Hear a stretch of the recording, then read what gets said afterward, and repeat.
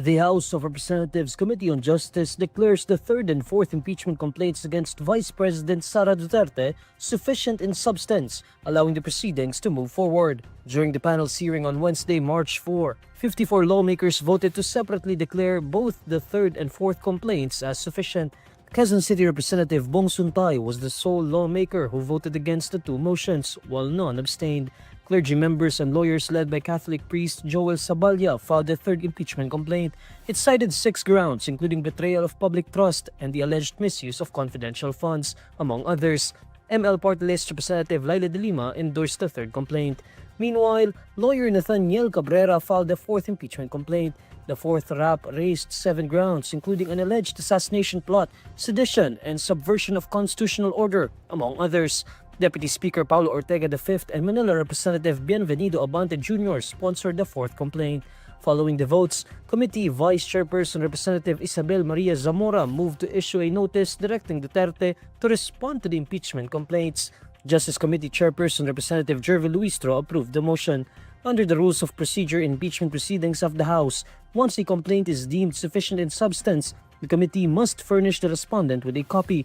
The Vice President has 10 calendar days from the receipt of the notice to submit her answer. The camp of Ramil Madriaga says he will defend himself against the perjury case Vice President Sara Duterte filed against him. Madriaga is the alleged former bagman of Duterte. Madriaga executed an affidavit last year accusing Duterte of receiving money supposedly from drug lords and Philippine offshore gaming operators. In a statement sent to the Inquirer, one of Madriaga's lawyers, Mark Anthony Te, points out that perjury is a serious criminal accusation. The lawyer says it should not be used as a tool to intimidate, retaliate, or silence individuals. He stresses that Madriaga stands firmly by the truthfulness of his affidavit and is fully prepared to defend it before the proper authorities. He added that Madriaga executed his affidavit in good faith and based on his own knowledge.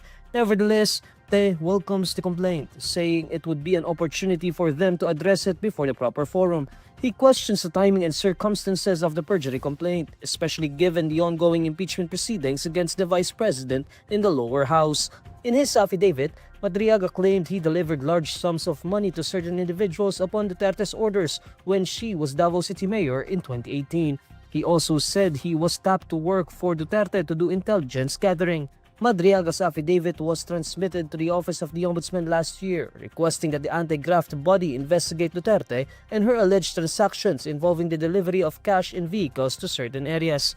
Duterte had denied the allegations and described Madriaga's remarks as yet another fishing expedition on her. Madriaga is currently detained at Camp Bagong Diwa in Taguig City for kidnapping over the abduction of 2 Chinese nationals in 2022. He is facing the charge before the Manila Regional Trial Court.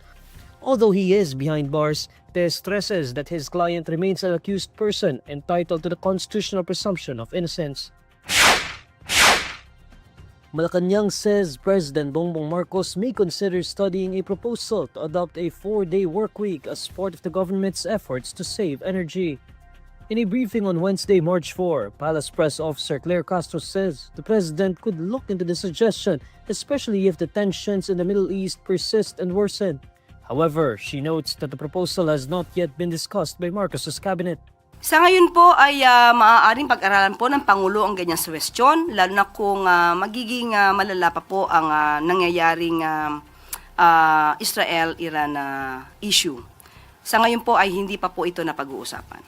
Senator Win Gatchalian earlier proposed to squeeze the 5 days of work a week into 4 days or expand the work-from-home setup to help ease the burden of rising oil prices on the public.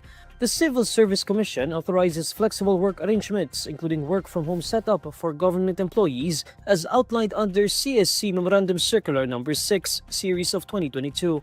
For private sector workers, alternative work arrangements are allowed under the Telecommuting Act passed in 2018.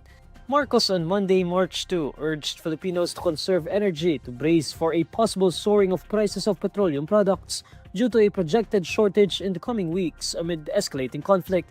He called on the public, especially government officials, to avoid unnecessary travels and urged them to ride public transportation or practice carpooling. Upon orders of the President, the Interagency Energy Efficiency and Conservation Committee also issued an advisory calling on government offices to reduce fuel consumption by at least 10%.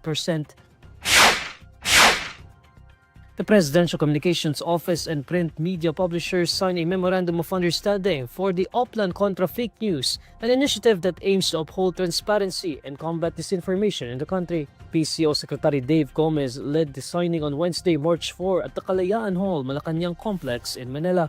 In his speech, Gomez notes the relevance of Oplan Contra Fake News, describing misinformation and disinformation as a venom that poisons the hearts and minds of the people.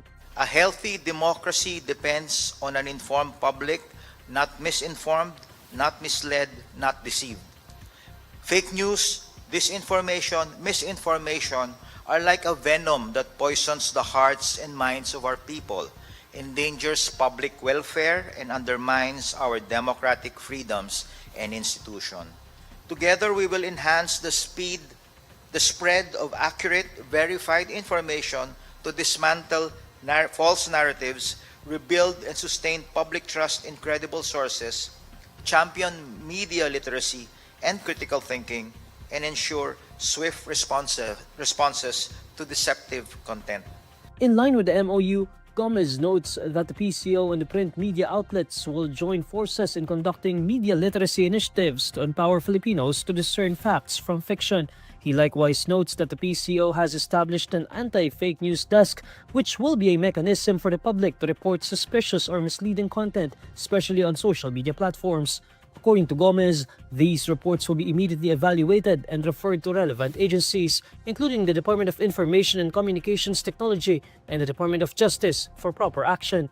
Gomez adds that PCO will engage with platforms such as Meta and Google for assistance in addressing coordinated disinformation campaigns and ensuring accountability in the digital space.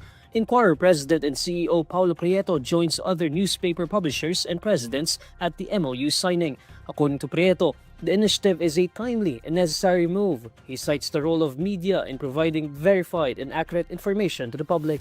As organizations endowed with a mission to provide accurate information, we must not stand idly by as fake news peddlers seek to poison minds and hearts of our people and wreak havoc on our nation. Individually and collectively, we should persist in providing verified information and fight fake news with truthful accounts whenever and wherever we find them.